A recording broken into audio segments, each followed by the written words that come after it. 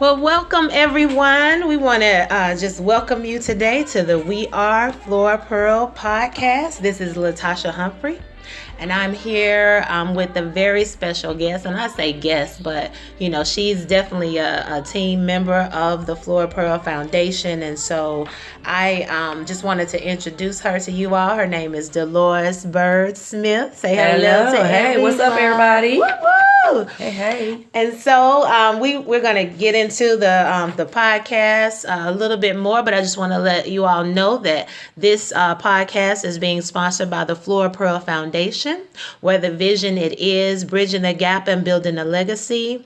And so we just wanted to kind of start with with the vision itself. It talks a lot about just with the bridging the gap and building legacy, and just those generational just generational, it being generational, excuse me. And so we want to kind of get into a few questions with Delores. And Delores, if you would though, just tell us a little bit about you, and just let the audience get more information about yourself. She over here shaking her head like, no, I don't want to talk about me. But no, we gonna let them know about you. So let's put it in a little please, nutshell. just a little nugget. I am Delores Byrd Smith, mentor to many.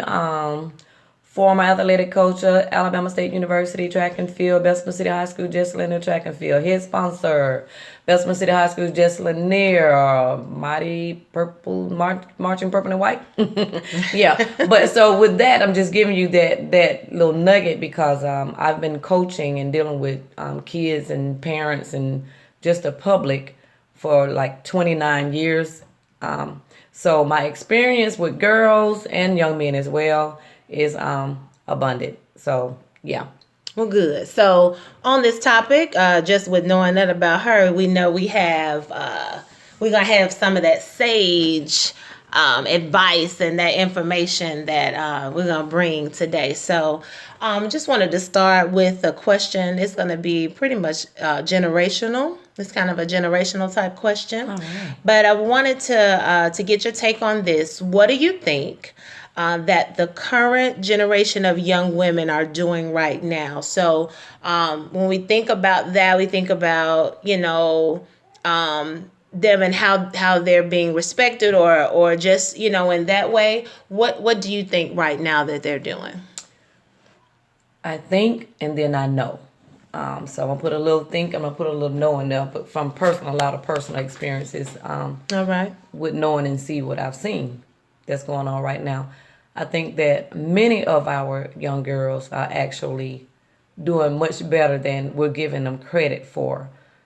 Basically, I've seen some that have graduated from high school, they've gone on to college, but ended up having a child. Some of these young women are actually getting married, buying homes, they are working, and they're doing things the right way. Right. But on the other hand, we have some that are out there that has zero respect. And a lot of that comes from they don't have an image to see at home to know what's to be respected and what's not to be respected. Because when you have a parent, and I hate when people say these new age parents, that's not true. Because some of the young females out there are actually raising their kids and they're doing an awesome job. That's right. It's some of the middle age and old age parents are like some of the young parents that are actually letting these girls get out of control. Okay. They don't show them no respect at home. I think we've talked about it before about the way they treat them, the way they talk to them. So what they're putting out is what they're getting back. Disrespect. And you can have kids also that come from respectful homes, as mine and a lot of other ones as yours. But you never know what a child will do when they get older. You don't never know what a child would do when you're not around them. You don't know how they're acting in the street. So the main thing that you can do is instill good morals and values. Right. And that way you don't have the girls out there, which we call them the alligators. Mm-hmm. You do not want the alligators. Mm-hmm. That's not what you want. And I think now if we give them, as a sisterhood, give them more positive images to see, right, to talk to be able to call, and they talk to us, and we just be that ear without conviction, I think that we can make a major difference in turning these girls around. Because a lot of them out there, they're just doing things for recreation. They're having sex for recreation. And that's a fact. I'm not telling you, that's not what I know. This is a fact. They're having sex for recreation at school, before school, after school, in the vicinity of the schools. You know, and it's really, the numbers are even more higher now than they've ever been in the past. Teen pregnancy is the rates are much higher than it usually, was back in the day. I was a teen mom too. So with knowing what I know and didn't know at that time, they have the knowledge. People are talking about it all the time. They talk about it. But nobody is actually talking to them about it. They talk amongst each other. You see what I'm saying? Nobody's really at home talking to these girls about what's going on in their lives, the do's and the don'ts, the things to prevent from being a teen mom, the things to prevent from being in abusive relationships with some of these young boys, the things to prevent them from, just not being able to further their education if that's what their calling is, or to try to make something out of their lives. They don't have role models.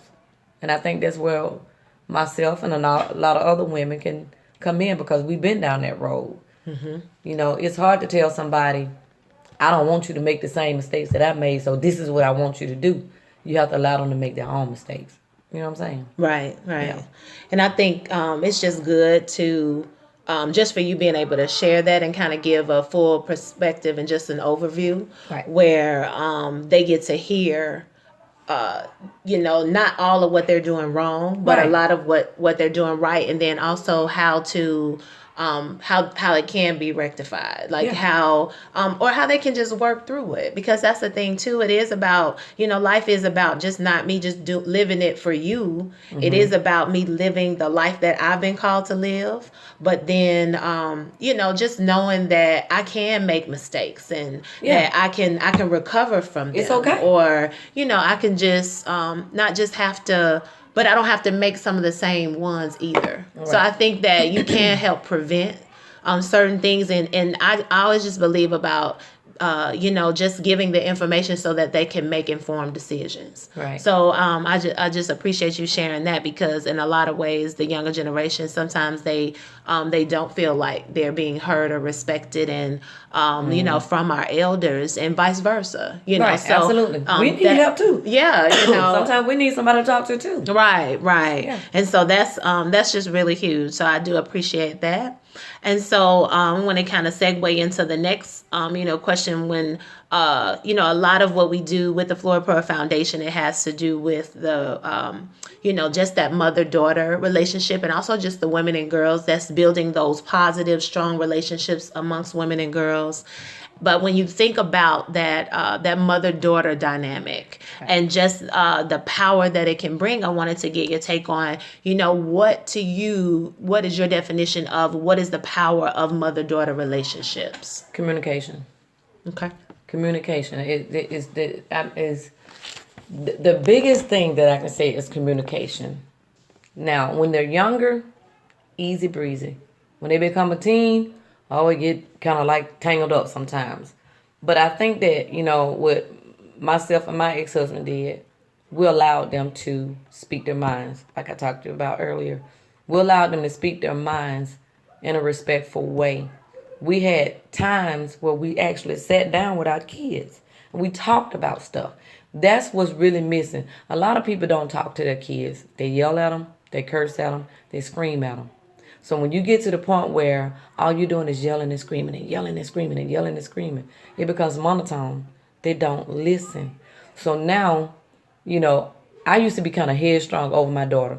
I had to forget that I was a young mom too, married or whatever, and a lot of things that I had to do. And I used to be at her so hard, so much. You need to do this, you need to do this. All the kids this, all the kids that. And one day she said these words, "Mama, everybody don't want to hear what you got to say all the time. Wow. You're not right all the time, Mom." So I had to take that into consideration. That was some years ago. So I backed off a lot of things with trying to force my issues and my ways on her. However, still as a mother, if things have come to the point where I see she's doing some disrespectful, I still have to be a mother whether she appreciates it or not. I still have to be a mother and say, hey, that's not right. What you're doing, that's not right. As a woman herself, How she receives it, that's totally up to her. But I never stop being mom. The communication is not there. I can tell you without conviction, but it needs to be said. You see what I'm saying? It's a communication. How well that child receives it is on that child, and how good of a relationship you have with that child. You see what I'm saying? Yeah. You have some parents that can talk to their kids and tell their kids, do X, Y, Z. If that child don't want to do it, they're not going to do it. Right. You got to go tell them again. They're not going to do it. So now you got to threaten them. Do it or else. You see what I'm saying? At some point, you ought to be able to communicate with your child, and you have a certain level of relationship that if you say, go do this, it's done. Communication. Because they understand, I'm not going to threaten you. I'm not about to beat you to do it. This is your choice. But still, you need to do it. Go do it. Plain and simple. Communicate with your kids. Yeah. Especially with these smaller kids. Nobody talks to them. Nobody knows how they feel. And every time they try to talk to some parents, and all parents are not like that. Every time they try to talk to their parents, and this is what I get. Miss D, she don't want to hear it. He don't want to hear it. Get out of my face. And we're not right all the time as parents. Right. We don't get it right all the time as parents. Sometimes we're wrong. And being able to say I'm sorry and being able to admit that you're wrong is good. But you need to go tell that child. Build that relationship with that child and say, look, I didn't mean to offend you. I'm sorry. That helps to build that relationship. But parents are so stubborn, they're not going to do that. They're not going to do it. So, I don't care. She all right. I ain't beat her too hard. You know, you done whooped the child for nothing and find out the child had told the truth. And now the child is hurt. Go back. Yeah. You hurt. You need to go back. The child is hurt. Yeah. Even if you didn't whoop them. Your words can be so powerful. It can tear your child down mentally. Be able to communicate where you can talk to them and get your point across without all that. You know what I'm saying? You can discipline a child without all that. So I think the biggest thing that with a mother and a daughter is your child being able to come to you and talk to you. And you listen without conviction. Then you voice your 2 cents. You know what I'm saying? Whether it's good or bad, listen. Because you don't want to break that bond to the point where they can't never come to you for nothing. And they go to somebody else that might feed them the wrong thing and steer them in the wrong direction. Right. You see what I'm saying? You want them to be able to come to you versus going to the guidance counselor at the school. So build that communication, make it strong, start when they're very, very young, and set that foundation and put it in motion. So when you grow, as you grow older with that child, then that gap is bridged. And we don't have to do what we're doing now, trying to bring them back in to bridge that gap. It should start when they're small. Right. Yeah. Right. And so that, that talks a lot about, what was next dealing with, there have been some talk about, just the generations being divided and so pretty much, with that, you were just saying, to some degree it can be. And, I want to know, what do you believe, we can do? I know you were saying just that last part when you were like, kind of create that when they're younger. So we don't have to deal with that so much as when they get older. But how, when I think about certain things too, our ancestors did certain things a certain way. There was so much of a, how I look at it is like this tribe, this community that we had. There was once that. And in some instances, we've gotten away from that in a lot of ways. And I know there are some, I never say all or most or anything like that, because I do know that there are some instances where, some people still do that. They still have that connectedness. Yes. But, overall, we have gotten away from that. And so I want to know, just if you could give, just your thoughts on how we can create that even more, just that atmosphere to make our ancestors proud, and where growth can take place and we can move in the direction that we need to move in order to create that tribal community again. Right. It does take a village to raise a child or children. Yeah. However, the things have changed so much. Even with the people that went through things the way we went through, things have changed so much. Don't say nothing to my child. Don't whoop my child. My child didn't do this. My child didn't do that. We've gotten so divided in a sense, whereas the neighbor can't say anything to you or your child, and your child could have broken their window out. After you done went out there and told this child, stop throwing rocks up against my house, baby. Stop throwing rocks up against my house. The child throw the rock and break your window. You go knock on the door. Your child broke my window. Did you see him break it? How you know my child broke your window? Instead of saying, were you throwing rocks? You see what I'm saying? The mentality. Back in the day, if a parent came out and said, stop throwing the rocks up against my house, child, and they kept throwing it, she gonna come off that porch and tear your butt up. Take you home and knock on your door. I just tore his tail up because he went throwing them rocks at my window. Get in here, boy. Now your child got another whipping. We don't have any more parenting like that. Parents, the whole community were parents.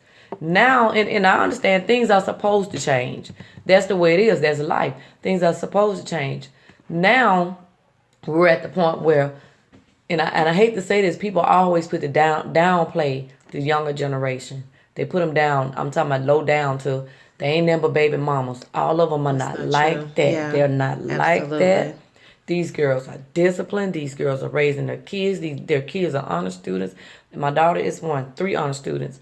The girl live upstairs from me got a little kid. I think the little girl, she moved. But honor students. They're young, but they're doing it.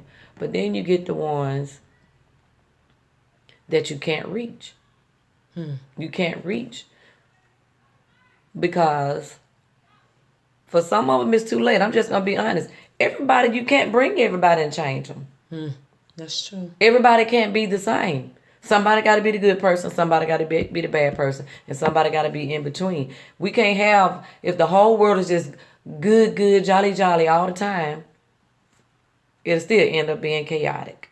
You see what I'm saying? So they're there for a purpose too. So they can be seen how not to act. If that makes any sense. When you're trying to teach your girls something, now that's what you're not supposed to do. You know, you shouldn't look like that. You shouldn't do that. And you hate to make examples out of other people, but that's what they are. They are. Some people are just examples. You're not going to be able to pull them in and change them. So if we can get, I'm not going to say get back to the way it was, because I don't see it, because look what we have now. We have more apartments around and versus houses and things of that nature in neighborhoods that are affordable for these kids. Some of the kids that really need to be reached. They're just say, what you call, I'm not going to say urban kids. I'm going to tell the truth. The kids in the hood. The kids in the hood. Everybody think the kids in the hood are bad. No, they're all not. You're right. That's not true. But some of those kids in the hood, just the image of them makes it bad for the good. You see what I'm saying? So the only thing I could say is, starting from the young to the old, you have to change your way of thinking. You change your way of thinking, you change your way of being. That way you become your own role model for your child. There are no role models in the homes for a lot of these kids, and that's where the big change is needed. Okay. Mothers need to step up and be role models to their own children. You're right. Plain and simple. They need to be role models to their own kids. Show them how to get up and go to work every day. Show them how to go back to school if that's what they want to do. Show them how to clean up their homes. You see what I'm saying? Show them things in their home that they're going to need for when they get old and go out there in the real world. That's what they need. They need more role models, plain and simple. And it shouldn't be me and you all the time and somebody else, or Sally and Sarah and Juanita. It should be their own mama. But they don't see that. A lot of them don't see it. So if we can get to the point where what we're doing now with the Flora Pearl Foundation and show them, look, there are some women out there that are rooting for you to help you. Call on us. We'll get together with you, your mom, or whomever, your grandmother, your auntie, whomever it is, and see if we can help you build a better communication where you can talk to each other without screaming, yelling, fussing, and cursing. And that's the main issue. Learn how to talk to each other. And communication. Yeah. Yeah. That's the key. And communication. That is the key. That is the key. No matter where you go, all the way around, when you come back, it all comes back to communication. Yeah. Yeah. That's just it. That is it. And I want to shift gears just a bit. And I wanted to ask though, you know, as it relates to even what you've learned, from your daughters. I know you mentioned, you talked about, just some different things, period, and just touched on a few different things. But when you think about, what have you learned, and you can honestly say that, what would those things be? I have learned, and not just, I only have one daughter, but I have two granddaughters. And what I have learned was sometimes it's okay for me to close my mouth. Yes, sometimes it's okay for me to close my mouth because, as parents, I don't deliberately do it, but I know some parents that deliberately do these things and not intentionally knowing. I've embarrassed my granddaughter before. And I'm not going to say what it was about, but it was something very serious that could have caused her harm. And whereas she felt like she was embarrassed about it, it was really and truthfully something that could save her life. Whoa. You see what I'm saying? I mean, seriously save her life. And I had to explain to her, it was not my intention to embarrass you. Right. However, you can talk to me about it. You don't have to go tell your mom, now they embarrass me, whatever. But another instance with, coaching the girls and teaching the auxiliary and stuff like that with the girls. I've had my girls to come to me and talk to me about some things too. Well, Miss D, I don't like it when you do X, Y, Z. I said, okay, we'll work on that. But what I've always done with any young lady that I've had to coach or come in contact with, if it's a group, I've always had, listen, today after practice, 10 minutes, let's get together, put it on the table, let's hash it. All right. Let's hash it. And what I've learned from my daughter, or from, the young ladies that I work with, because they're my daughters too, right, is to be able to hash stuff. And when you hash it, I've learned to listen. Because it's not catering to their needs, it's catering to what they need. Not just what they needed. What they need, and they need more than what we think they need. Okay. You see what I'm saying? We're looking at, you get your basic needs, you get this, I give you that. No, they need so much more because sometimes they're not getting it at home. And even if you're not getting it from me as a parent, I need to be paying attention to try to figure out, okay, so what is it?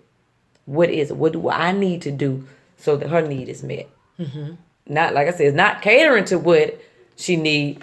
Needs need to be met. And the ones that need to be met, then that's our job as a mother, is to meet those needs of our daughters. Yeah. So I've learned to be humble, bridle my tongue, and be humble. Yeah. Yeah. And if you were to envision a young girl, about the age of 4, what do you believe she will need in order to succeed in life? That's real easy. What do I feel like a 4-year-old need? Mm-hmm. Guidance, structure, and a foundation. All right. Can't go wrong. Guidance, structure, and a foundation. Mm-hmm. Consistency with all 3 of those. She can't go wrong. She can't go wrong. So when you say in those, like guidance, like touch on each of those. Okay, when I say guidance, I mean that you're teaching them, you start teaching them right and wrong when they're young. Right. With teaching pre-K, they throw temper tantrums really bad. I want it. No. Mm-hmm. No. Structure. When you give them structure, when you're letting them know that you cannot have what you want all the time. Mm-hmm. And you're setting some examples for them to show them. People don't believe in timeouts. A lot of people just say, put them in the corner. People don't believe in timeouts. To me, timeouts do give structure. Because everything don't require whipping. So when you're not going to whip them, what are you going to do? Mm-hmm. You see what I'm saying? Mm-hmm. So you build a rapport with that child, and you let them know that this is the reprimand for this right here. Okay? You either going to time out, or you're going to go in your room, close the door, lay down, whatever you're going to do. Mm-hmm. But if you do this again, this is what's going to happen. Okay? That's like you giving them structure. You give them structure. And when you're consistent with it and you show them this all the time, and you're not bending and breaking all the time and let them have their way and giving in, and then you set some rules and you teach them how to follow them, show them how to follow the rules. Yeah. At that age, they don't know. My students come in the door. The first thing they do is they wash their hands. Mm. You need to visit us one day. The first thing they do is they wash their hands. Then they're ready to eat. Okay? So they're ready to eat. When they get done, I say 5 minutes. If I say 5 minutes, somebody gonna chime. 5 minutes to clean up, you guys. 5 minutes to clean up. They 3, 4, 5. 5 minutes to clean up. They clean up. When they clean up, they automatically walk over to a blue rug. I don't have to instruct them to do nothing. They walk to the blue rug. They get their weather. They get the days of the week. They get their lesson. They get their words. When I put that book up on their own, they go to the library. You see what I'm saying? They're 3, 4, and 5, so you can't tell me what a child can do. If you go on and mold that, you teach them that when they're young. After that, if I say, what time is it? It's movie time. They know the karaoke machine coming out, and they finna dance for about 30 minutes or so, nonstop, whatever they want to do. They know this because I built the foundation and I know what I want in my, in your household. Right. Because even though it's a pre-K class, I know what foundation I want. I want all positive stuff. And if anything negative come in, if anything bad comes into that positive, we know how to throw a curve in and bring it right back. Right. So you build that foundation and you give it some structure and instructions. Okay. And be consistent with that. Yeah. You can't go wrong. They know. They know what to do, what not to do. They're mindful, they're respectful, but it's still their kids. And at 4 years old, they still going to act like a child. You have to allow them to do that no matter what. No matter what, you have to allow a 4-year-old to be a 4-year-old. Sounds weird to me. It's a baby. That's a baby. That's a baby. And they're really smart. And so their minds are so much like a sponge. That's when they get it the most. So I feel like, I thank God for putting me in that position to be that person, to give them that. Because I've been college, high school, middle school, elementary. I've been coaching and dealing with all ages all my life. Until I decided, what, pre-K is for me. Yeah. Catch them early. Because I was dealing with them high school girls with them attitudes and all the other stuff. Let me catch some now while they're small and go on and mold something in them. Throw a curve with some in. of your babies that were high school, though, like, not all of them had the...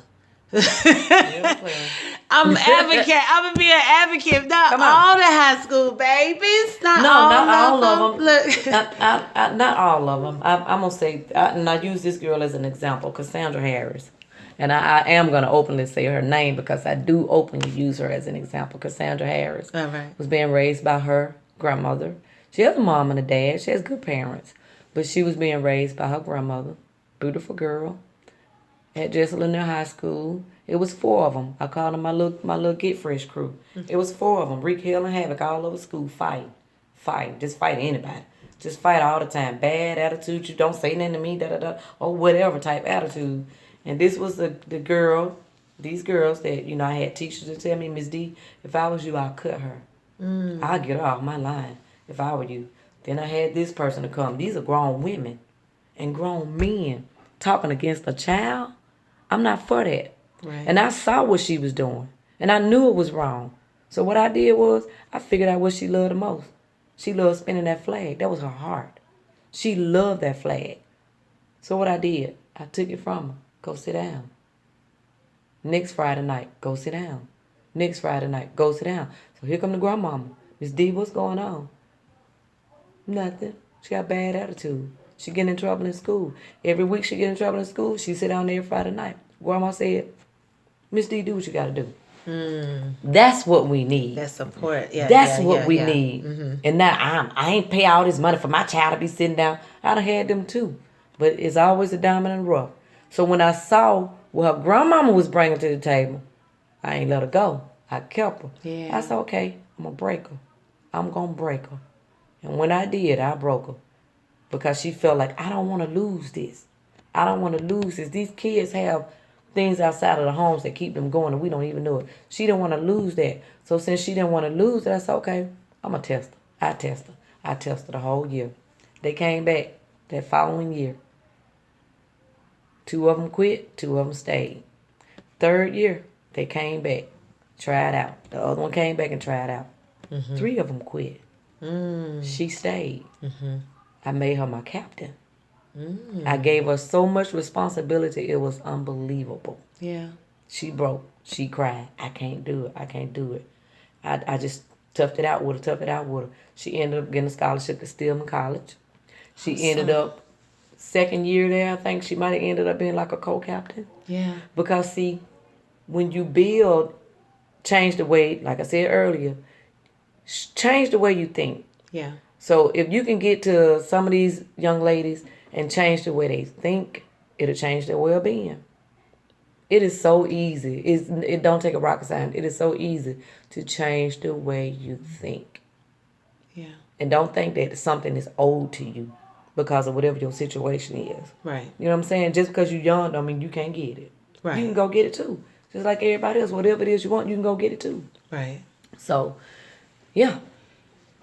But and the thing is, like you were saying, and that's where that community comes in, and also what I believe with that support system, because that was one of the things too, in dealing with a support system, you know, it took her, even with her grandmother, knowing that you had her best interest at heart, you know, and that's some of the thing too, you know, and I know there are some people who don't. I get it, you know, in the day and time we live in, and I'm sure it was like that, you know, years before as well.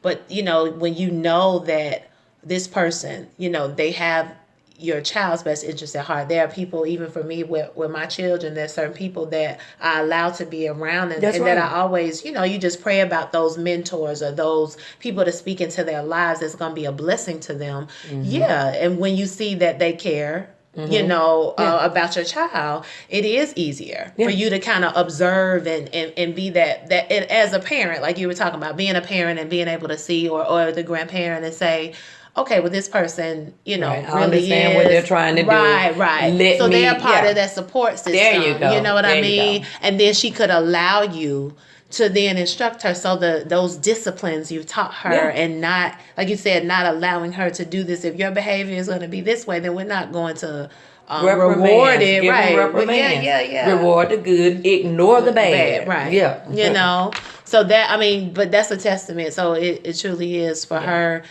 you know, being transformed with what you were able to teach her and just show her. And but that's a testament to you as well. Oh yeah. Just in being, you know, who you are. I use that all the time in different situations when I'm talking to girls and stuff like that.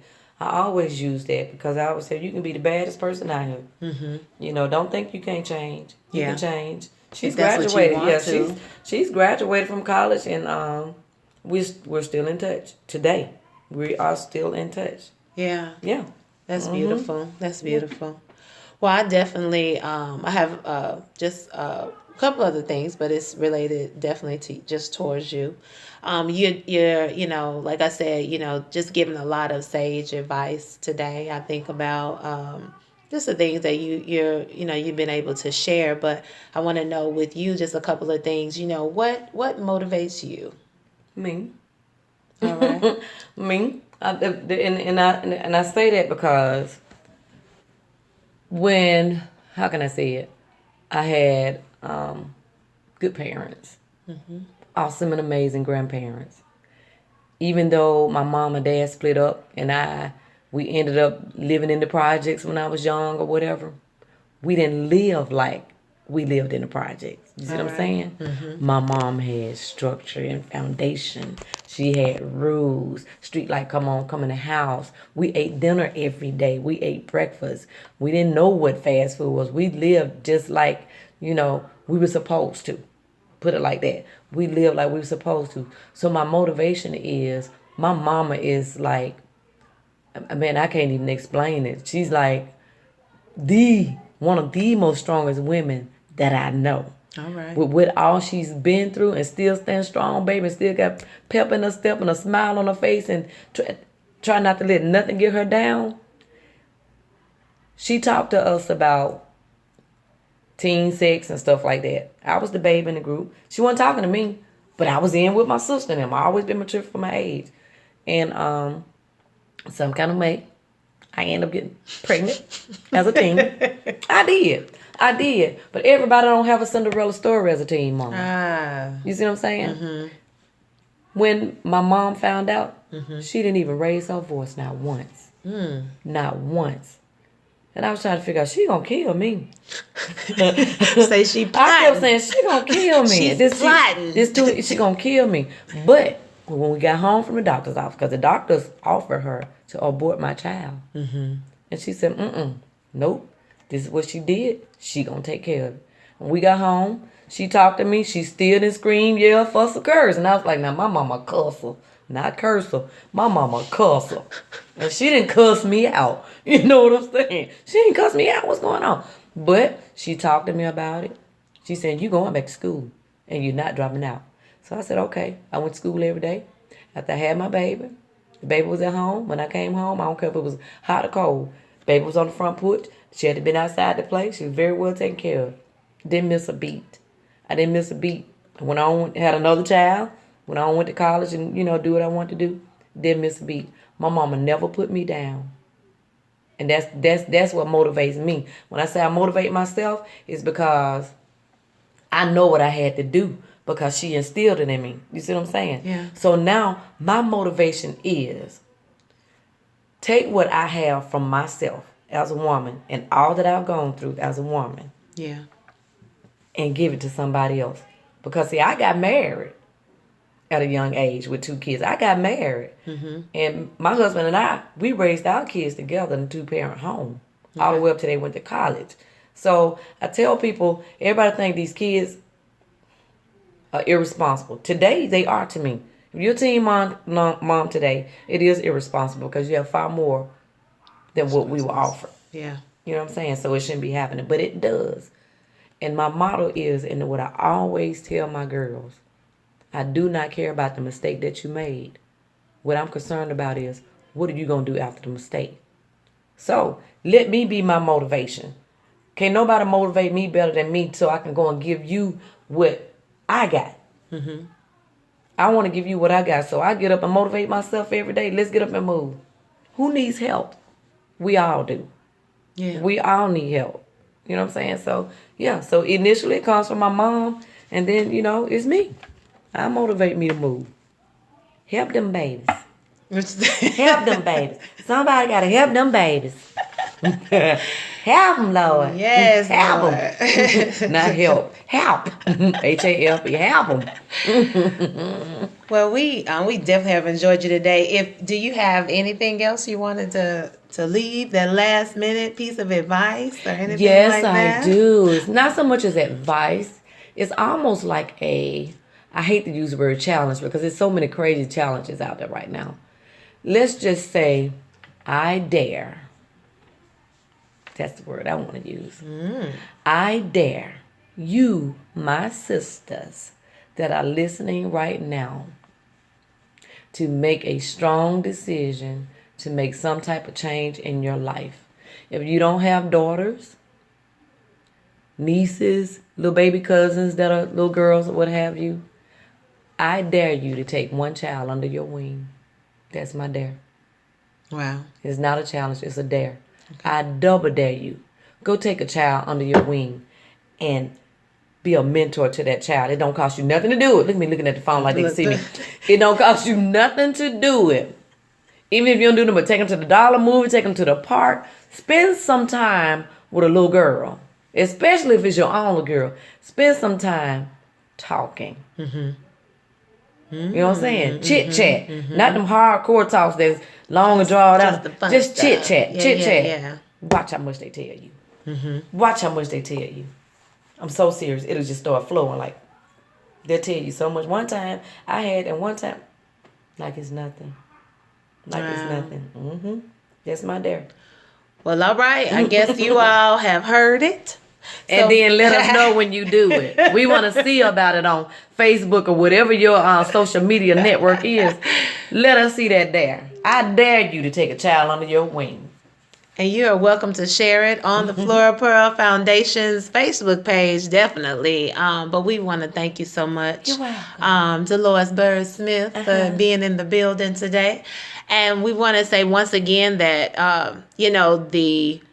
the organization itself, of course, is the Flora Pearl Foundation, and our vision is bridging the gap, building a legacy. We are a 501c3 community-focused nonprofit mentoring organization, building healthy relationships and partnerships between women and girls through education, community service, networking, unification, and career planning. And our inspiration is Flora Pearl Humphrey, who is definitely an inspiration to us. She was also a beacon of light, not only for her family, but for all of those who came in contact with her. As the matriarch and the woman of faith, class, style, and grace, she especially taught and inspired the women and girls in her family to pay it forward through their generous lifestyles. Flora Pearl, as well as me, which she is my paternal grandmother, we definitely built a strong relationship and just a partnership. And so that's where, all of this comes from. And I just have a heart for, not only the women and girls, but definitely just for our community as a whole. But I have a heart where, we do have to pay it forward, and we do have to take up that dare, that Delores is saying. I have a 13-year-old daughter, as well as my 16-year-old son. But definitely, when I thought about when my daughter came, I believe that I was blessed with her, but also I was able to see myself in her. I saw me, I saw me being a young girl, and just me, just a mirror of who I am. And so with that, though, I just say I'm here to, along with my team, along with the organization, we just want to be able to be a blessing to all of those we come in contact with. We want to operate with a spirit of excellence in us doing it. And we just look forward to just, touching each and every one of you at some point in time. We thank you for listening today. You can visit our website at www.florapearlfoundation.org. And like I said, we just look forward to coming to you every week with the podcast. And we thank you again, Delores Byrd Smith, for being in the building. So we're signing out, and we will talk to you all soon. Be great.